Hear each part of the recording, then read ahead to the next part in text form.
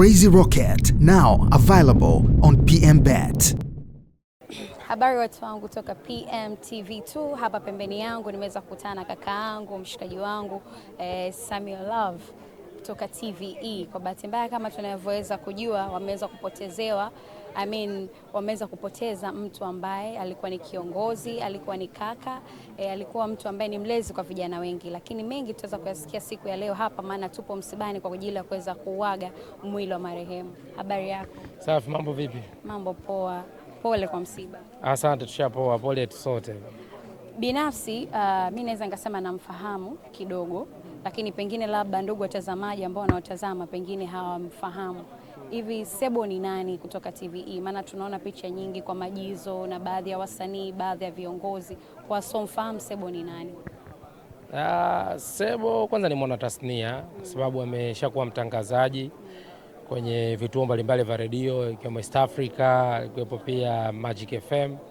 Lakini sisi kwetu EFM, Sebo ukiacha kuwa mwanahabari pia ni kiongozi, ni sehemu ya viongozi ambao wametushape, wametutengeneza, wametufundisha, na mpaka umauti wake unamfika, status yake pale ofisini kwetu alikuwa ni mkurugenzi wa uendeshaji, ama tunaweza tukamwita operations director, lakini pia ndo alikuwa mkurugenzi wa biashara EFM. Maana hakuna biashara yoyote, hakuna tangazo lolote unalisikia EFM na TVE bila kuwa kuna mkono wake. Kwa hiyo maana yake unapozungumzia matangazo kwenye media house, maana yake ndo unazungumzia mishahara ya wafanyakazi, ndo unazungumzia maendeleo.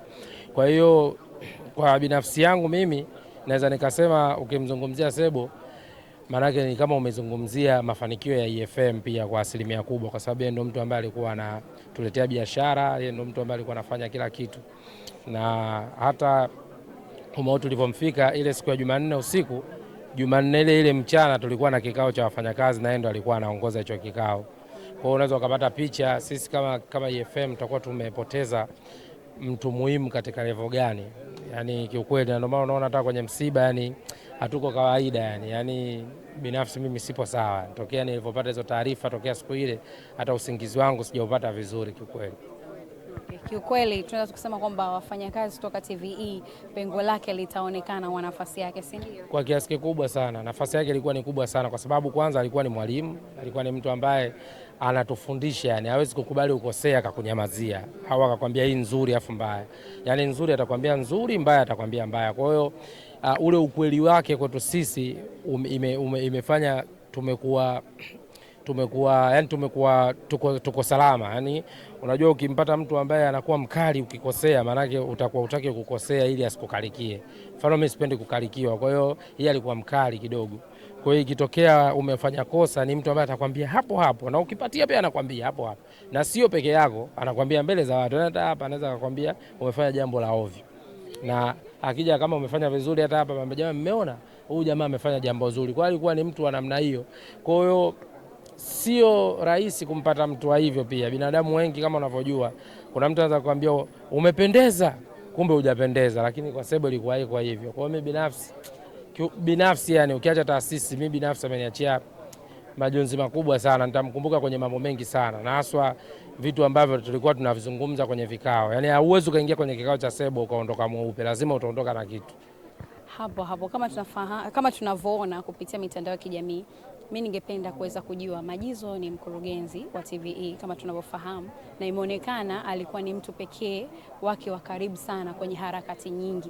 Pengine kama bosi Majizo mnamwambia nini? Kwa sababu na yeye pia akaweza kupoteza mtu ambaye alikuwa ni wa karibu na kuzungumza naye kibiashara pamoja na wafanyakazi. Na neno gani kwake kama nyinyi wafanyakazi kuweza kumwambia? Mimi of course nilipata nafasi ya kuzungumza naye japo kidogo, kwa sababu alikuwa hayupo na amerudi jana. Nilikuwa natamani kwa sababu najua yani situation alokuwa nayo kutokana na nafasi ya bosi Sebo ofisini.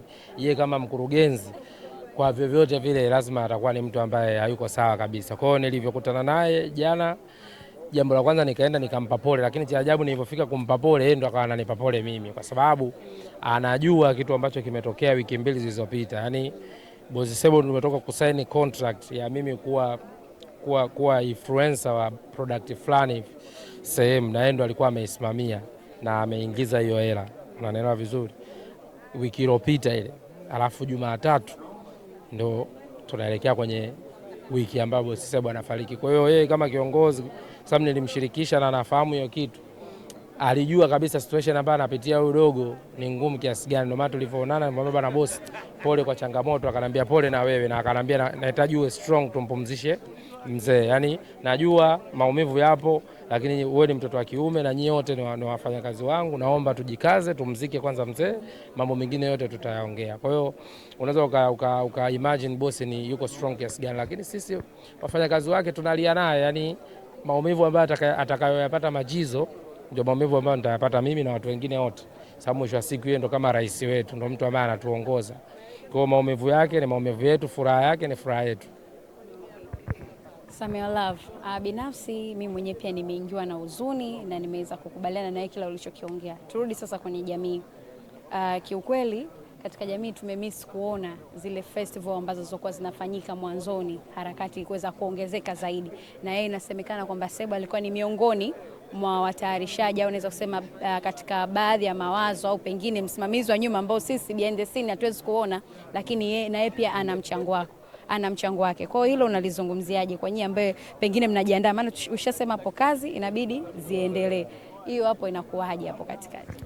Of course tunasubiri management baada ya kumaliza msiba huu, wao watakujaje, wataamua nini na watatupa direction gani, lakini kiukweli Boss Sebo kwenye yale matukio yetu, si mziki mnene si nini, yani yeye kama tukiwa na mziki mnene Mwanza, hakuna mtu anachelewa kufika uwanjani kwenye kufanya kazi, kwa sababu anajua nikichelewa nimeakanyage kwa Boss Sebo.